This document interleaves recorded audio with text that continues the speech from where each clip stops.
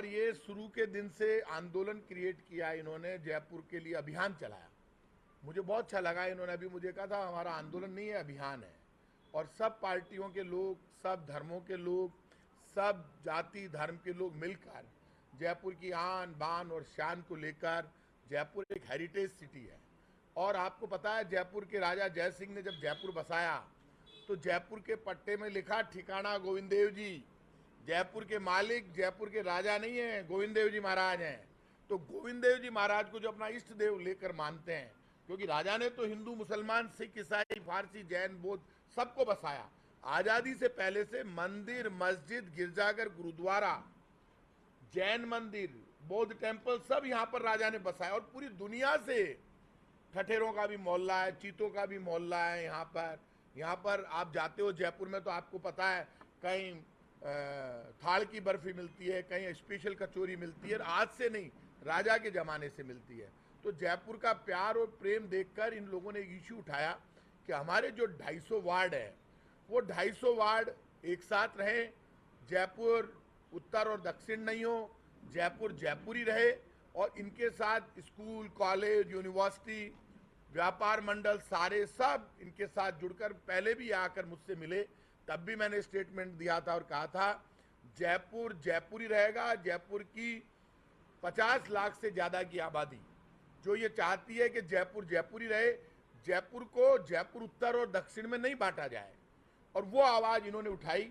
तो मैं तो इसके लिए तो इनका धन्यवाद देता हूँ। जैसे ही मुझे पता चला तो मैंने भी स्टेटमेंट दिया उसी दौरान। तो ये और हम समकक्ष चलते रहे, लेकिन बात दोनों की एक थी। मैं भी यही बोला कि जयपुर एक ही रहेगा, और ये बोले एक रखा जाए, टुकड़े नहीं किए जाए। तो मैं सरकार में मंत्री हूँ, तो मैंने कहा एक ही रहेगा। मैंने इनका जवाब दिया सम्मान से जब ये मेरे से मिले। आज मैं फिर इन सबको भरोसा देता हूँ, जयपुर एक रहेगा।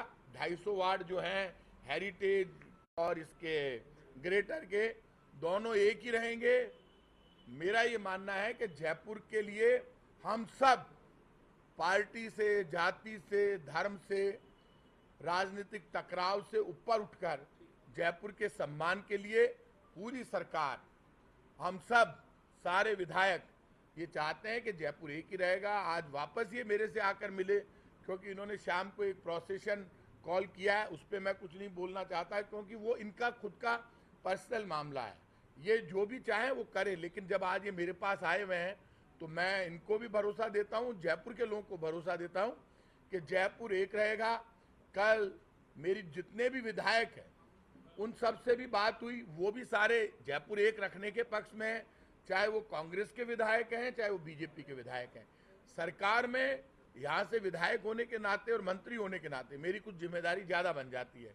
तो हम सब जयपुर के बेटे हैं, जयपुर के बच्चे हैं, हम सब इस मामले पर जयपुर एक ही रहेगा। और मैं इतना प्रॉमिस कर सकता हूँ जयपुर के लोगों से, जयपुर की आन बान और सम्मान के लिए, जयपुर के स्वाभिमान के लिए इतना मैं कह सकता हूं कि हम सब मर सकते हैं लेकिन झुक नहीं सकते। क्योंकि ये बात तो हो गई कि जयपुर एक रहेगा, लेकिन कभी भी जब जयपुर के सम्मान की बात आएगी तो जयपुर अजेय है, अजेय रहेगा। क्योंकि जयपुर का राजा, आज मैं आपको इतिहास बता रहा हूं जयपुर का, जयपुर के राजा मान सिंह ने कंधार और काबुल वहां पचरंगा पहना दिया था। राजा मान सिंह का अपना इतिहास रहा, राजा जय सिंह का अपना इतिहास रहा, और जयपुर का इतिहास तो इसलिए रहा कि ठिकाने के मालिक ही गोविंद देव जी हैं।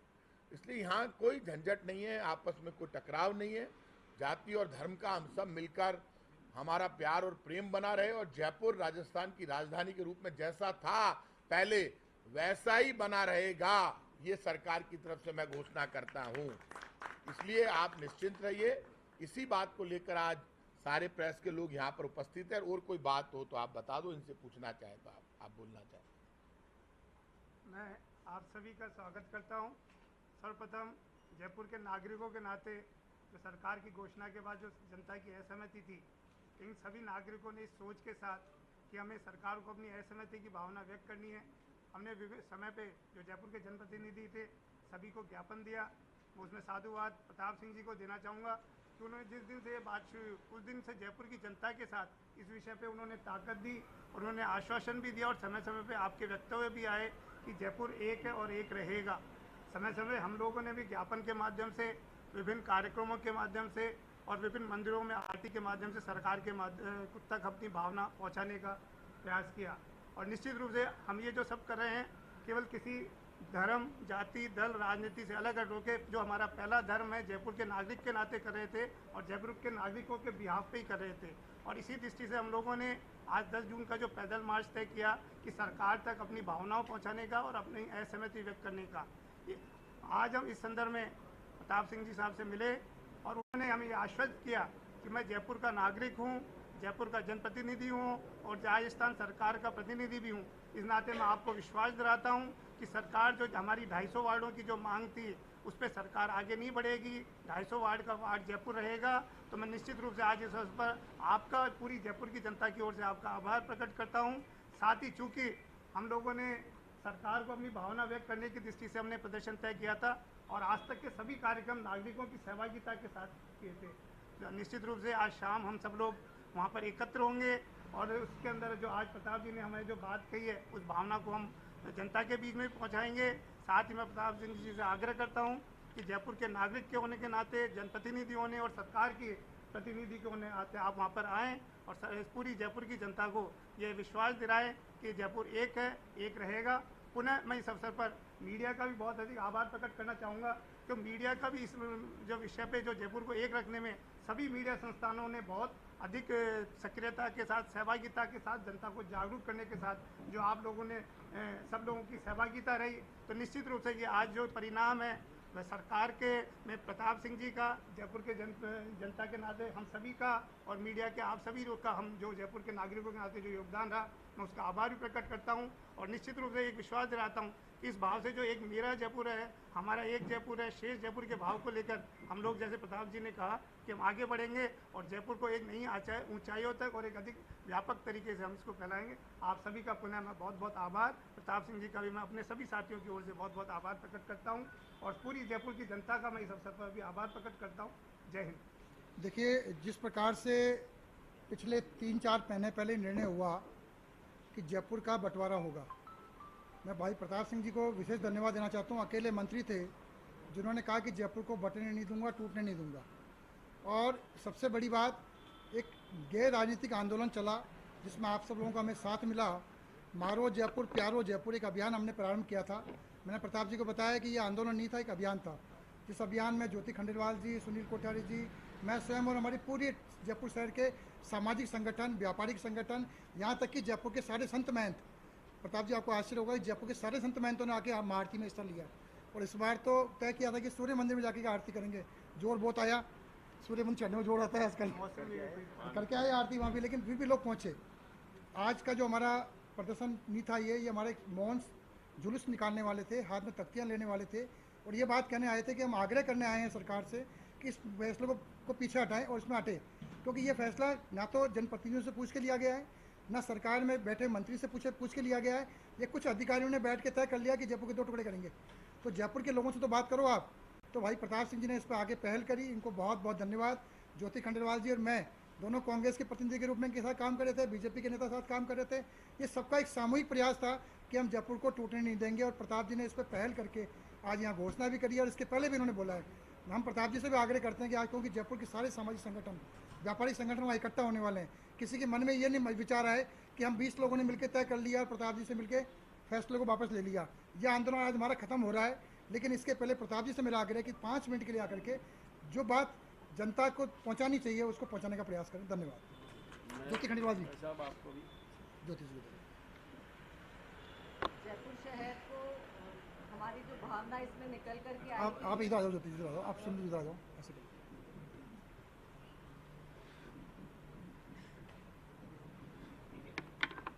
चूँकि जयपुर के नागरिक होने के नाते जब जयपुर को 2 टुकड़ों में बात आई और जब ऐसा सुनने में आया कि जयपुर उत्तर और जयपुर दक्षिण इसका नाम हो जाएगा, तो ऐसा लगा कि कहीं विश्व में जो जयपुर की पहचान है, जयपुर जो 300 वर्षों लगभग 300 वर्ष पुराना शहर हो चुका है और उसकी पहचान भी उसी अनुरूप है, तो कहीं उसकी पहचान पर को नुकसान ना पहुँचे, इसी भावना के साथ। क्योंकि अगर शायद उत्तर और दक्षिण हो जाता तो जयपुर उत्तर का पहला जन्मदिन और दूसरा जन्मदिन और ऐसा मनने लग जाता, जबकि हम 300 वर्षों की विरासत को साथ लेकर चल रहे थे। और चूंकि जयपुर में रहते हैं, जयपुर के नागरिक हैं, जयपुर की स्थापना से ही हमारा परिवार जयपुर में रहता आया है, तो इसीलिए किसी भी राजनीतिक दृष्टिकोण से ऊपर उठ करके जयपुर के नागरिकों की सोच के साथ जुड़ करके ये प्रयास किया कि जयपुर की जो एक भावनात्मक जो विचारधारा है, जो इमोशनल जो उसकी एक विरासत है, जो सांस्कृतिक विरासत है, जहाँ जयपुर के शहरवासी हमेशा एक दूसरे के साथ जाति धर्म से ऊपर उठ करके हमेशा से एक दूसरे के साथ अपना सौहार्द और भाईचारा दिखाते रहते हैं, उसी के अनुरूप इस अभियान को चलाया जाना चाहिए। और हमें खुशी है कि प्रताप सिंह जी ने हमारे इस अभियान को उसी रूप में देखा और उन्होंने भी बिना कोई राजनीतिक सोच रखे इस अभियान के साथ, जब हम पहली बार मिलने आए तब से ही इसको एक साथ दिया, समर्थन दिया और हमारी बात को सरकार में बहुत मजबूती से इन्होंने रखा, जिसका परिणाम आज हमारे सामने है कि जो हम जयपुर शहर को एक शहर के रूप में, एक ही जिले के रूप में, एक ही नाम के रूप में जो देख रहे हैं और जो हमारी भावना है उस पर एक जो सहमति है वो बनी है। और निश्चित रूप से ये अभियान जो है वो इसी उद्देश्य के साथ चलाया गया था, तो जो अपने उद्देश्य की उसने पूर्ति की है, इसके लिए पूरी टीम को और ख़ास तौर से प्रताप सिंह जी को बहुत बहुत धन्यवाद, बहुत बहुत साधुवाद। और ख़ास तौर से आप सभी मीडिया प्रतिनिधियों का बहुत बहुत साधुवाद, जिन्होंने हमारे इस अभियान को हमारी ही भावनाओं के अनुरूप अपने अपने समाचार पत्रों में और इलेक्ट्रॉनिक मीडिया संस्थानों में भरपूर स्थान दिया, जिसकी वजह से जयपुर के नागरिकों की भावना के अनुरूप जो है वो निर्णय हो सका। एक बार पुनः आप सबका बहुत बहुत धन्यवाद। जय। सांगानेर को सांगो बाबो, चांद पोल को हनुमान, आमेर की सिल्ला देवी लायो राजा मान। तो इसी की तहत पर आपने हम सबको पूर्ण आश्वस्त किया और हमेशा शुरू से इस अभियान में आप जुड़े रहे। कभी किसी भी व्यक्ति ने कभी भी कोई आक्रोशित बात नहीं करी है, सिर्फ भावनाओं को सरकार तक पहुंचाया और आपने हमारी भावना को मुख्यमंत्री जी तक, सरकार तक पहुंचा करके निर्णय किया। इसके लिए हम सभी व्यापारिक संस्थाएं, सामाजिक संस्थाएं और सभी की ओर से हम तहे दिल से आपको बहुत बहुत बधाई और धन्यवाद देना चाहते हैं। साथ ही मैं एक छोटी सी बात और बताना चाहूँगा कि हर वर्ष छोटी चौपड़ पर एक सामूहिक लक्ष्मी पूजन की जाती है। उसमें सभी, चाहे कांग्रेस हो, बीजेपी हो, बहुजन हो, हिंदू, मुस्लिम, सिख, ईसाई एक जगह बैठ करके करते हैं। उसमें हमेशा प्रताप जी का आशीर्वाद रहता है, ज्योति जी का भी रहता है और सभी का रहता है। उसी की भावनाओं को उन्हें समझ करके जो आज किया है, तो हम तहे दिल से हम सब लोगों की ओर से आपको बहुत बहुत बधाई और धन्यवाद सरकार। एक बात आप क्लियर कर दीजिए, क्या ये आंदोलन खत्म हो गया है और क्या जयपुर एक ही रहेगा? क्या सरकार की घोषणा है? देखिए, एक बात आप मानकर चलना, जयपुर एक ही रहेगा और मैं सरकार ही दूँ यार कमाल कर रहे, ये भी बार बार ये आपकी चिंता नहीं है, ये मेरी चिंता है। कहीं बता जाना ना, कहीं पूछना चलो।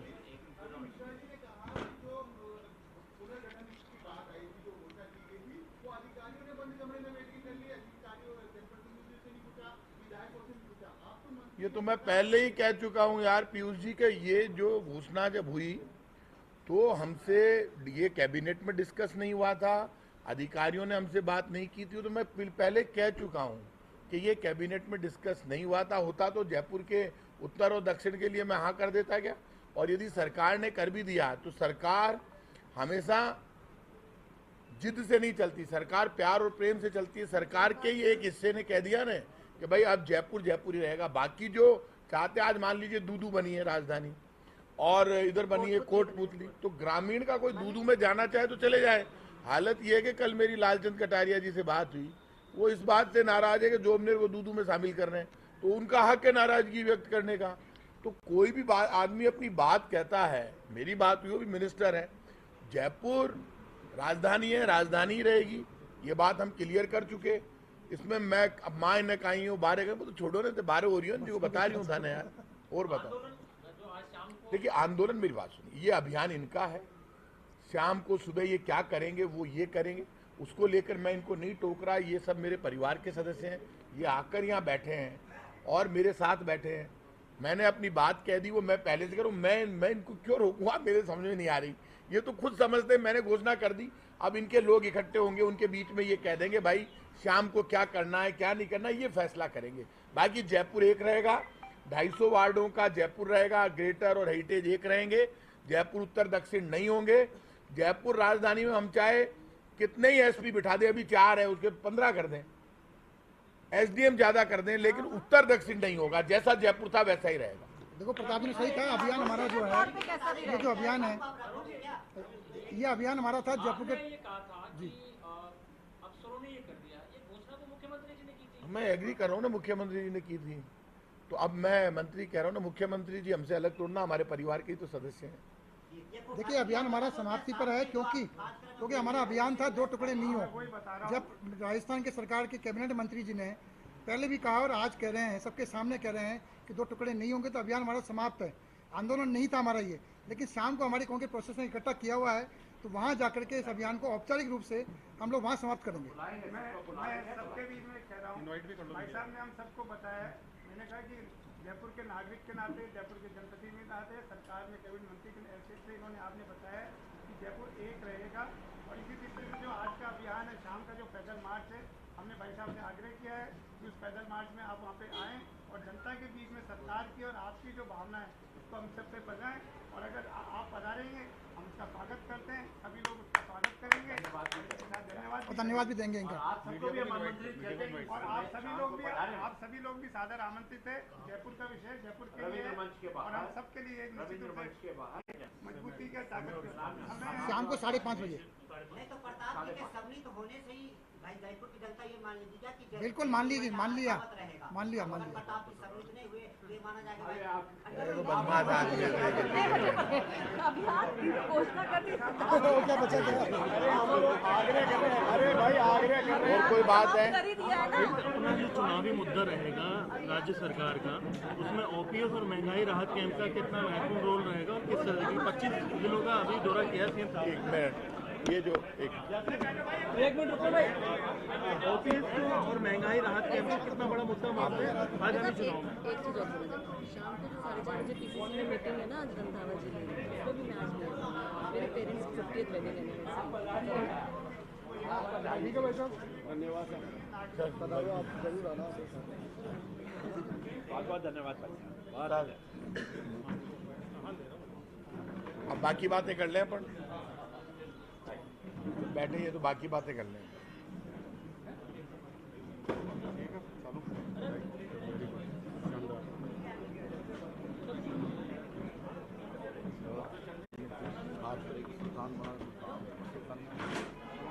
आप भी बताएं, थोड़ी देर बाद बात करें, थोड़ी देर।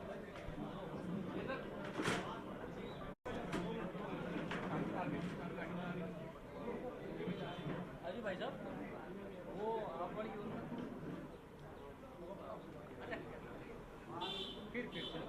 अभी कर लो, मेरे को जो भी आप चाहें बाद में कर लेना आराम से, जब चाहे तब। विमल जी आ जाओ।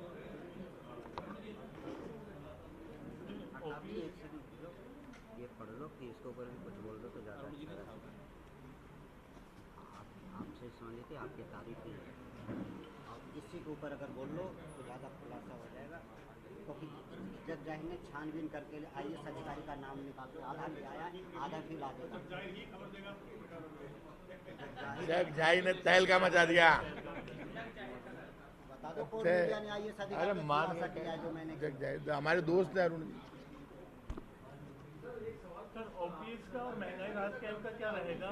सरकार इन दोनों को लेकर के क्या आगे चुनाव में किस तरह की भूमिका?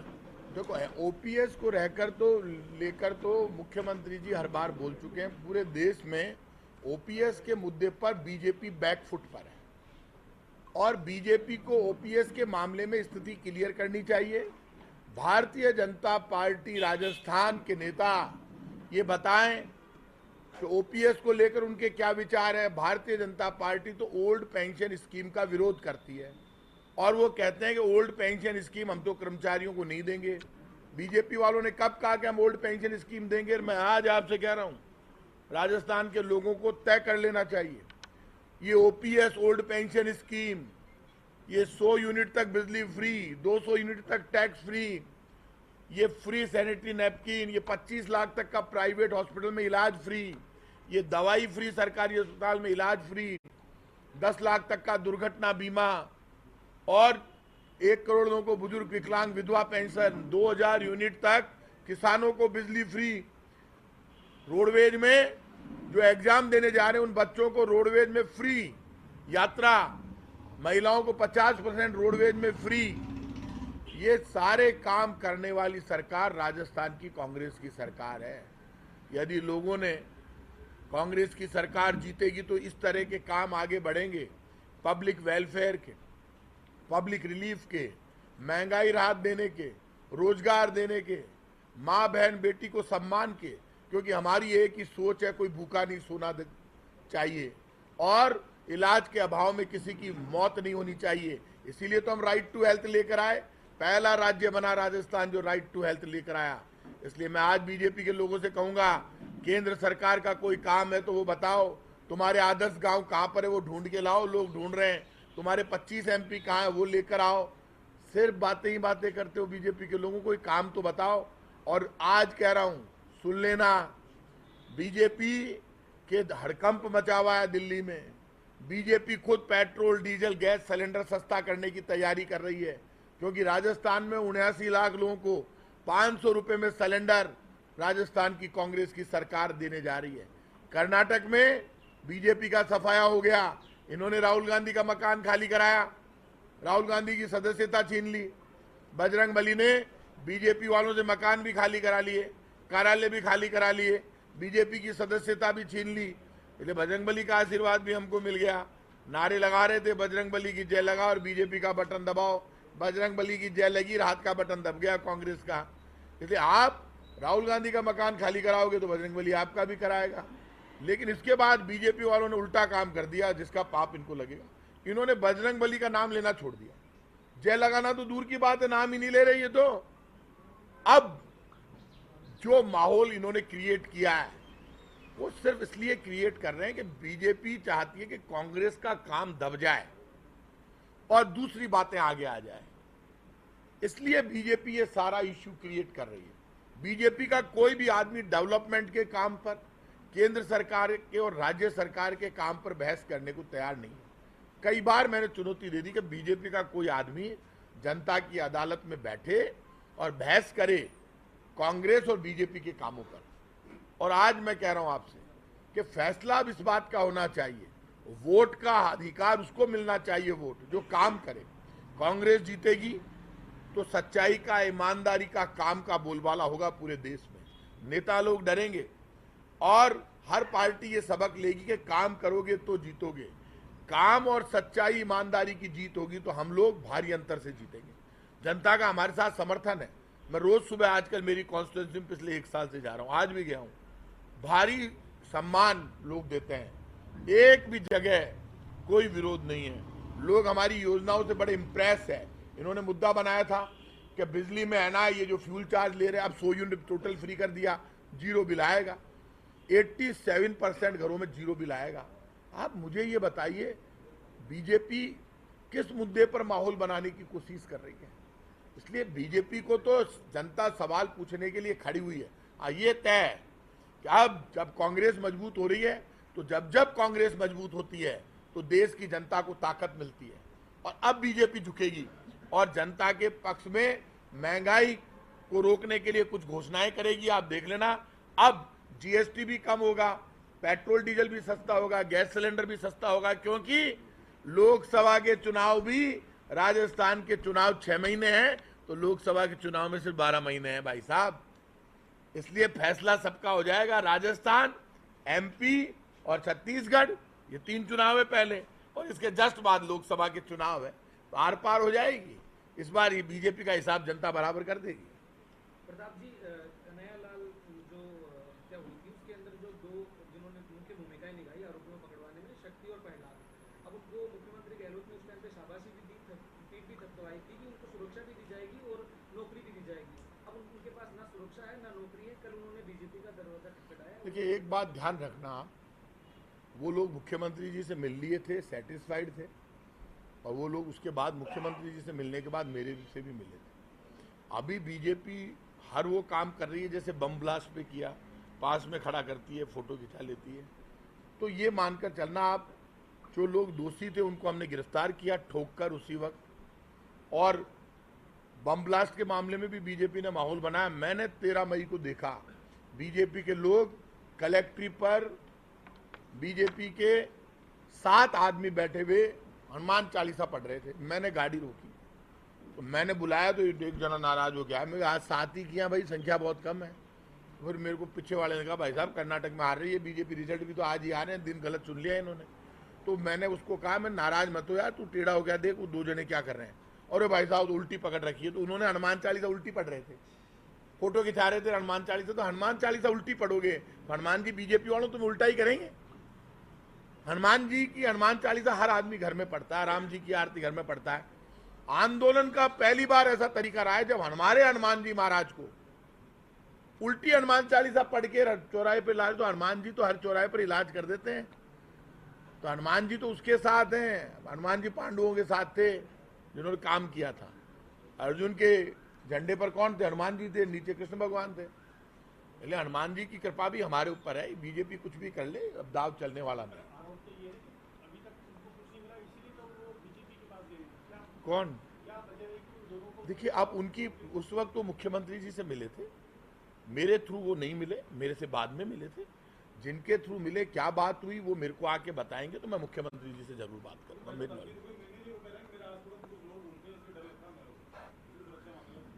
वो तो किसी को डरने की जरूरत नहीं है। वो तो आप ये मानकर चलना, प्रताप सिंह खाचरियावास राजस्थान की सरकार का कैबिनेट मिनिस्टर है। आप खूब देखते हो, अकेला घूमता है। ये जो ज्यादा ये जो है ना, ये कोई जिस दिन सुन लेना, जिस दिन मृत्यु आनी है उस दिन आएगी। वो ऊपर वाले ने तय कर रखी है, हजारों गोलियां चल जाए कोई नहीं मार सकता जब तक ऊपर वाला नहीं चाहता। और बताओ। कर्मचारियों का जो प्रदर्शन है वो 2 माह से चल रहा है, 5 साथी अपने खो चुके हैं। क्या कुछ इसमें आपका आश्वासन है कि सरकार? मंत्रालय कर्मचारी कल मेरे से मिले थे। मंत्रालय कर्मचारियों से हमारे एक मिनिस्टर और एक और नेता उनसे जाकर वहाँ 2-3 बार मिलकर आए, उनकी बातचीत हुई है। कल मैंने फाइनेंस सेक्रेटरी अखिल अरोड़ा जी से फ़ोन करके कहा कि मंत्रालय कर्मचारियों का मामला निपटाओ, इनकी मांगे पूरी करो। वो मैं यहाँ पर कह रहा हूँ आपको, मैंने फ़ोन करके कहा है। मुझे फाइनेंस सेक्रेटरी अखिल अरोड़ा जी ने कहा सर हम लगभग फाइनल स्टेज पर हैं और हम जल्दी इनका मामला निपटा देंगे। हमारी इनसे बातचीत चल रही है, इनकी चीफ सेक्रेटरी से बात हो चुकी, कुलदीप राका जी से हो चुकी, फाइनेंस सेक्रेटरी से हो चुकी। तो मंत्रालय कर्मचारियों बहुत दिनों से बैठे हुए हैं। मेरी भी सिंपैथी, मेरी भी भावना उनके साथ है। कल मेरे आए थे, मेरा दरवाज़ा खुला है, मैंने पानी पिलाया, चाय के लिए उनसे पूछा, मेरे साथ यहीं पर बैठकर वो गए। सबका सम्मान है। मेरे यहाँ कोई भी आए, मेरे दरवाजे पे ना पुलिस किसी को रोकती है, मैंने मना कर रखा है, ना कोई लाठीचार्ज होता है, ना कोई झगड़ा होता है। क्योंकि मुझे जिस दिन ये करना पड़ेगा उस दिन मैं जयपुर का बेटा हूँ, उस दिन बेकार है मेरा एमएलए और मिनिस्टर होना। जिस दिन भीड़ से डर के और मुझे लाठीचार्ज करवाना पड़े, तो वो तो खुद अंदर आ गए थे, किसी ने नहीं रोका। सम्मान है उनका।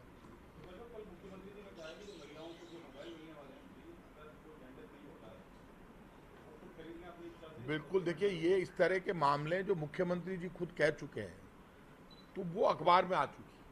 अब मुख्यमंत्री जी के बयान पर मेरा बयान देना ठीक नहीं है, वो तो क्लियर हो गया। क्या बात देखिए है।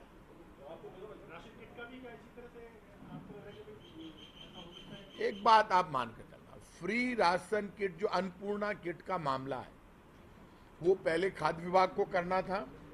खाद्य विभाग की पूरी तैयारी थी। मैं विभाग का मंत्री होने के नाते कह रहा हूं, फूड डिपार्टमेंट बिल्कुल करने को तैयार था। हम हर काम करने के लिए तैयार हैं, हमारा विभाग सक्षम है, मैं खुद सक्षम हूँ, आज भी सक्षम हूँ। लेकिन ये जो डिपार्टमेंट का काम था एनएफएसए परिवारों को फूड पैकेट, अन्नपूर्णा पैकेट देने का, वो हमारे विभाग से बहुत महान अधिकारियों ने ट्रांसफर कर दिया सहकारिता विभाग को, और सहकारिता विभाग ने कॉन्फेड को। तो ये सब मैंने कहा था कि विधानसभा को विश्वास में लिए बगैर गलत तरीके से कर दिया। मैंने खुद ने बोला है, आज भी बोल रहा हूं, मैं कभी मेरी बात से पीछे नहीं हटता हूं। तो अब उसमें सहकारिता विभाग को ये करना चाहिए था। अब सहकारिता विभाग ये कॉन्फेड फेल क्यों हो गए, ये तो उनके मंत्री और कॉन्फेड वाले बताएंगे। मैंने तो किसी को रोका नहीं। मैंने ये जरूर कहा ये गलत तरीके से किया गया है। अभी भी मुझे कोई जिम्मेदारी सरकार कहेगी तो खाद्य विभाग आज भी हर काम जनता की खातिर करने को तैयार है। अब उन्होंने क्यों नहीं किया वो बताएंगे कॉन्फेड वाले, सहकारिता विभाग वाले। मेरे हाथ से तो वो काम उनको दे दिया गया था। पहली बार ऐसा हुआ जब जिनको काम दिया गया वो फेल हो गए। क्यों हो गए तो उनके अधिकारियों से पूछो।